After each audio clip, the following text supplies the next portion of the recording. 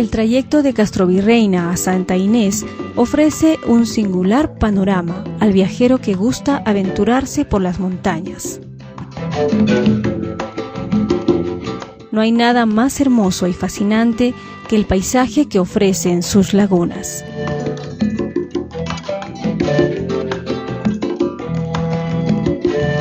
Esta es la laguna de Pacococha, un gran reservorio de agua que permite regar las sedientas tierras de la costa del departamento de Ica. Más adelante está Orcococha, la segunda laguna más grande del departamento que en épocas de lluvia almacena unos 50 millones de metros cúbicos.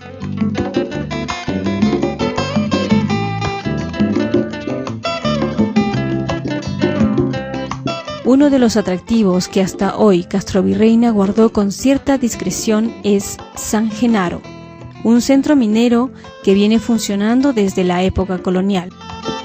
Está ubicado casi en el borde de esta gran laguna, a solo 12 kilómetros de Santa Inés.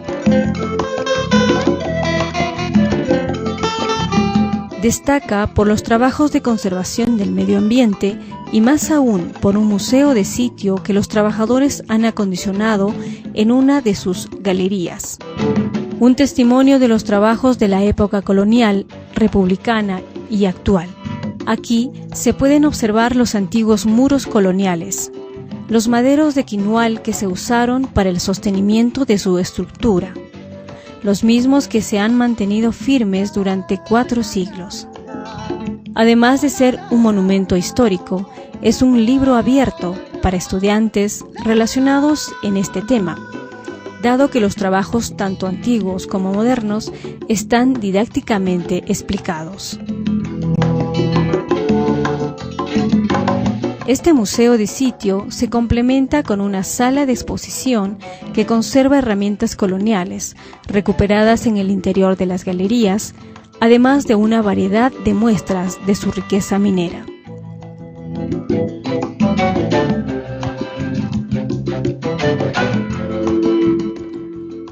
Aquí también se explican mediante maquetas la forma de trabajo en los socavones y la conservación del medio ambiente.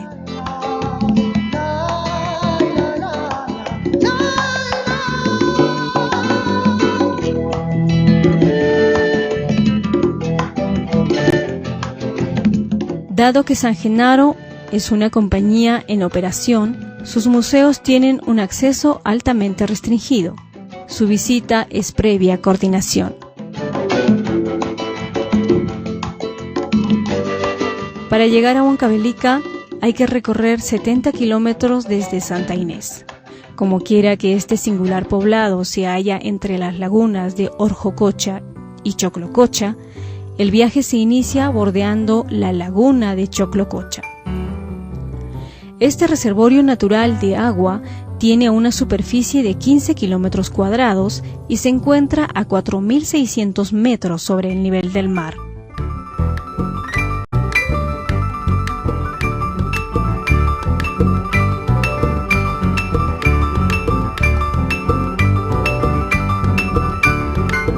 Es un lugar propicio para observar una variedad de aves y practicar la pesca.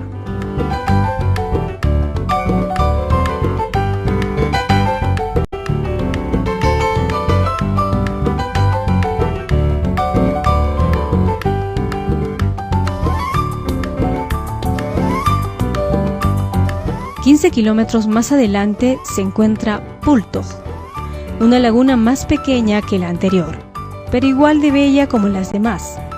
Hacer una parada aquí es inevitable. El encanto de estos paisajes obliga a quedarse más tiempo, pero el viaje tiene que continuar. Así llegamos al Nevado de Chonta, una región que ofrece al viajero un espectáculo sin par. Sin duda es la parte más alta de nuestra ruta. Las mediciones indican que nos encontramos sobre los 5.000 metros sobre el nivel del mar. Después de Chonta comienza un suave descenso de solo 60 kilómetros hasta llegar a Huancavelica.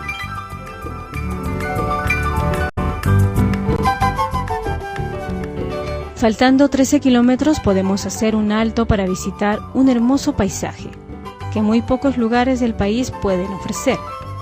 Se trata del bosque de la Puya Raimondi.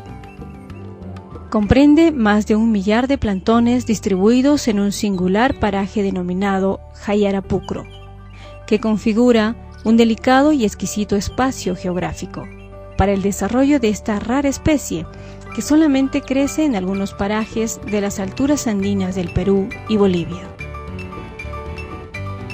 En este ecosistema, las plantas se dan su tiempo para crecer. Demoran unos 80 años para florecer y producir casi al mismo tiempo unas 5.000 flores.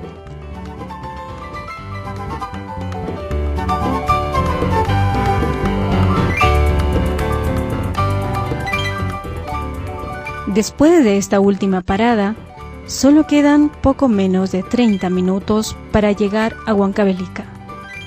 Al entrar por la Plaza San Sebastián, una réplica de la Puya Raimondi suele recordar al viajero la última parada.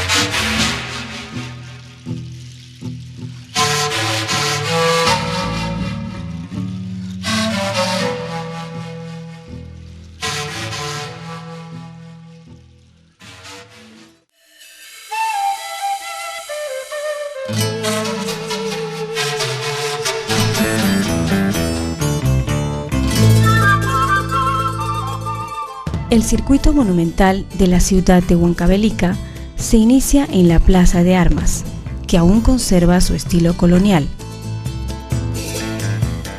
Aquí destaca una pileta de base octagonal tallada completamente en piedra.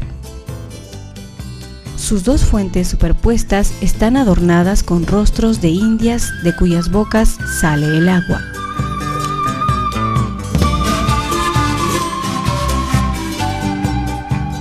Pero el principal monumento histórico es la Catedral de San Antonio, con su característico frontis de estilo barroco a base de piedra roja.